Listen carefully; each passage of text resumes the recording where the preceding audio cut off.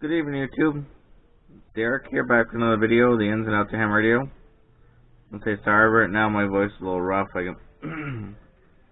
Kids are giving me a cold, so I'm not doing very well with that, but that's okay. We'll work through this.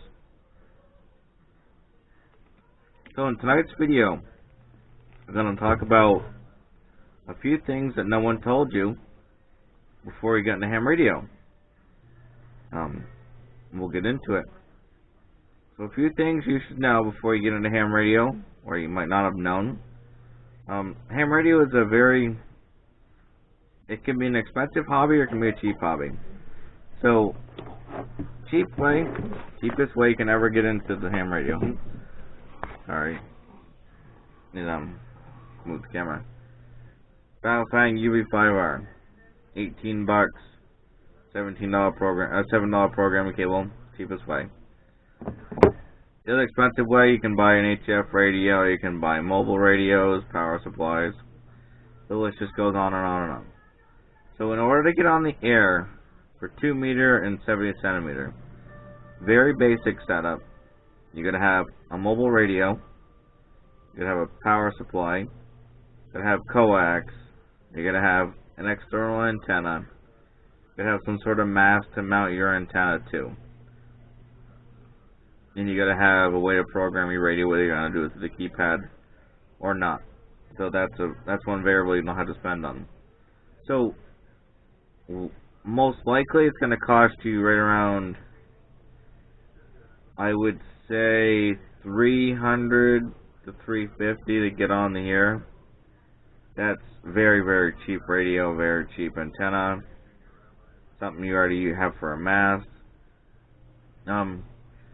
Hobby you can grow as fast as you want, as slow as you want. You can expand, do tons of things. I call ham radio the 1,000 hobbies in one. There's so many different things you can do. And that is the other problem with ham radio that nobody tells you. There's so many different options you can have in ham radio. Like, you can do digital modes, DMR, you can do fusion, you can do I'm trying to think of the other ones.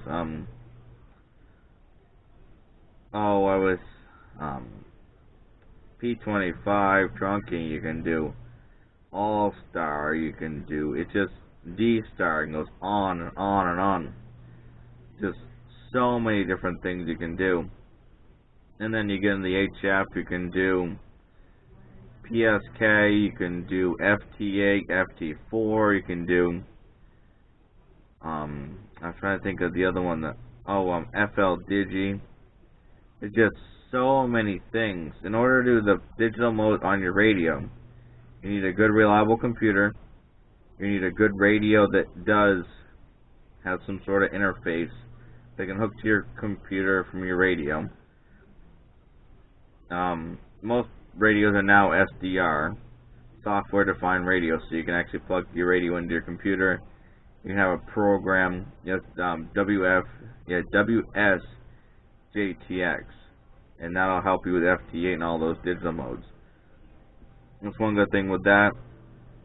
And then if you're gonna go All-Star, you need some sort of All-Star node or a way to access the All-Star network.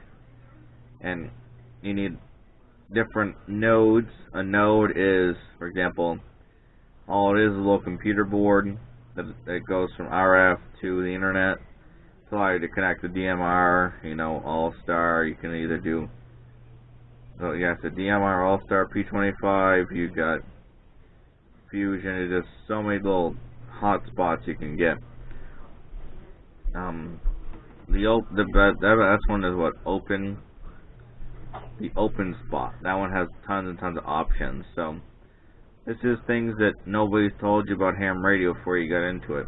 And you can always do CW. You can do tons of stuff, Summit's on the air, Parks on the air. You can go to lighthouses. You can chase DX. You can work all states. You can work satellites. It's just so many things. And I'm not even scratching the surface here. There's like I said, 1,000 hobbies in one.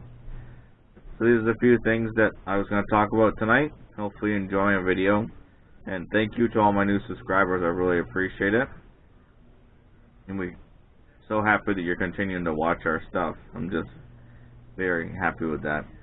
So we'll say 7-3 for now, and we'll catch you on the next one. This is KC1QXL.